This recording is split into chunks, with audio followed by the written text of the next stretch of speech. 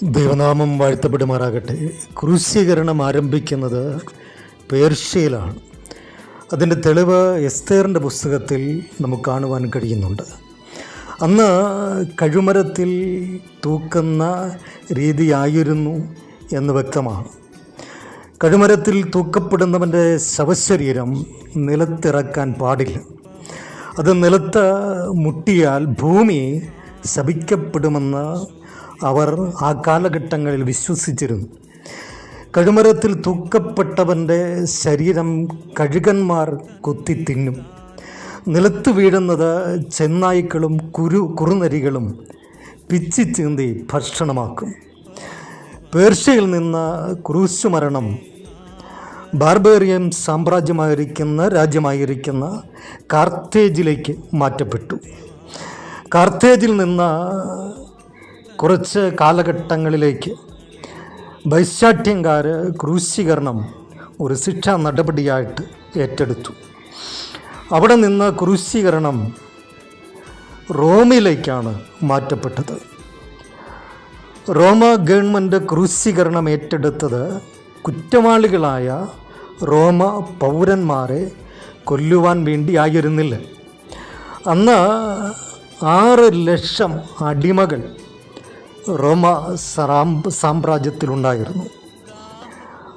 അടിമകളുടെ നേതാവായ സ്പാർട്ടക്കസ് ഉൾപ്പെടെ 6000 അടിമകളെ റോം മുതൽ കപ്പുവ വരെയുള്ള രാജവീതിയുടെ ഇരുവശത്തുമായി 6000 ക്രൂശുകൾ ഉയർത്തി അതിൽ തറച്ച് കൊന്ന റോമ സാമ്രാജ്യം അടിമക്കലാപത്തെ അടിച്ചമർത്തി. അടിമകളുടെ പ്രത്യേകമായിരിക്കുന്ന കലാപം പൊട്ടിപ്പുറപ്പെട്ടപ്പോൾ അടിമകളെ അടിച്ചമർത്തുവാൻ, ഇല്ലായ്മ ചെയ്യുവാൻ റോമ ഗവൺമെൻറ് തിരഞ്ഞെടുത്ത ശിക്ഷാ നടപടിയായിരുന്നു ക്രൂശീകരണം എന്ന് പറയുന്നത്. ഈ ക്രൂശീകരണം ഒരു ശാപമായി കണ്ടിരുന്ന കാലഘട്ടം. അങ്ങനെയെങ്കിൽ പ്രിയമുള്ളവരെ, അടിമകൾക്ക് വേണ്ടി ഒരുക്കിയ നീചമായ ക്രൂശുമരണം പിതാവായ ദൈവം പുത്രനായ ക്രിസ്തുവിന് എന്തിനു നൽകി എന്ന് ചോദിച്ചാൽ അതിൻ്റെ ഒരേ ഒരു ഉത്തരമെന്ന് പറയുന്നത് പിതാവായ ദൈവം ലോകത്തെ അത്രമാത്രം സ്നേഹിച്ചു. ലോകത്തെ സ്നേഹിക്കുക എന്ന് പറഞ്ഞാൽ ലോകത്തിൽ പാർക്കുന്ന മാനവ ജനതയെ തമ്പുരാൻ അത്ര ആഴമായി സ്നേഹിച്ചു.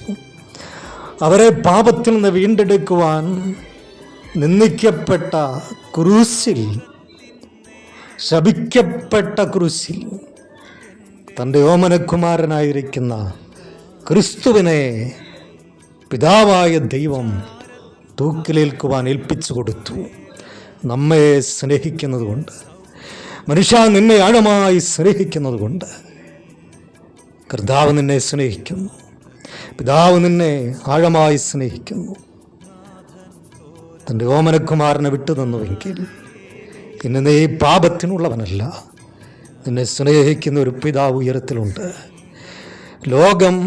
ലോകത്തിലെ പ്രിയപ്പെട്ടവർ നിന്നെ സ്നേഹിക്കാതിരിക്കുമ്പോൾ, അവരുടെ സ്നേഹം കൊതിച്ചിട്ടും ആഗ്രഹിച്ചിട്ടും ഇഷ്ടപ്പെട്ടിട്ടും ആഴമായി അതിനുവേണ്ടി വാഞ്ചിച്ചിട്ടും ലഭ്യമാകാതിരിക്കുമ്പോൾ നിന്നെ സ്നേഹിക്കുന്ന ഒരു പിതാവ് സ്വർഗത്തിലുണ്ട്.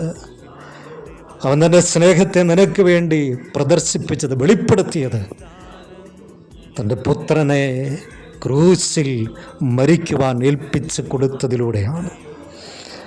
ആ കർത്താവിൻ്റെ സ്നേഹത്തിലേക്ക്, ആ ദൈവ സ്നേഹത്തിൻ്റെ ആഴങ്ങളിലേക്ക് ജീവിതത്തെ ഏൽപ്പിച്ചു കൊടുക്കാം. കർത്താവേ, അതിനടിയനെ സഹായിക്കണമേ. യേശു കർത്താവിൻ്റെ നാമത്തിൽ തന്നെ ആമേൻ.